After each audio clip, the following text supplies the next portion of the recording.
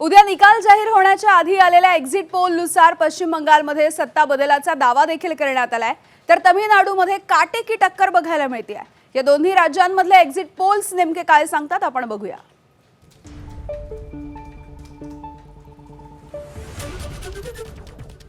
तर एकूण जागा पश्चिम बंगालच्या 294, याच्यामध्ये मॅट्रिक्सचा पोल आपण बघतोय. तृणमूलला 125 ते 140, भाजपला 146 ते 161 आणि इतरांना 6 ते 10.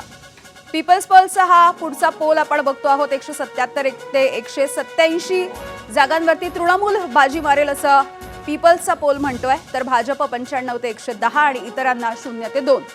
पी मार्कचा पोल 118 ते 138 तृणमूलच्या पारड्यात, 150 ते 175 भाजप आणि 2 ते 6 इतर. तर जेव्हीसीचा पोल असं म्हणतोय की 135 ते 152 या टप्प्यामध्ये तृणमूलला जागा मिळू शकतात. भाजपला 138 ते 159 आणि इतरांना 0 ते 2.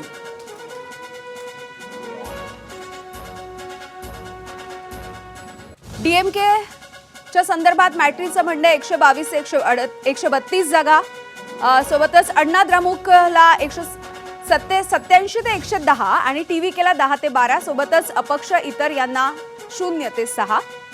पीपल्स पोलचा पुन्हा एकदा पोल आपण तमिळनाडूच्या जागांसाठी बघतो आहोत. 125 ते 145 डीएमके, सोबतच अण्णा द्रमुकला 65 ते 80, टीव्हीकेला 18 ते 24 आणि इतरांना 2 ते 6.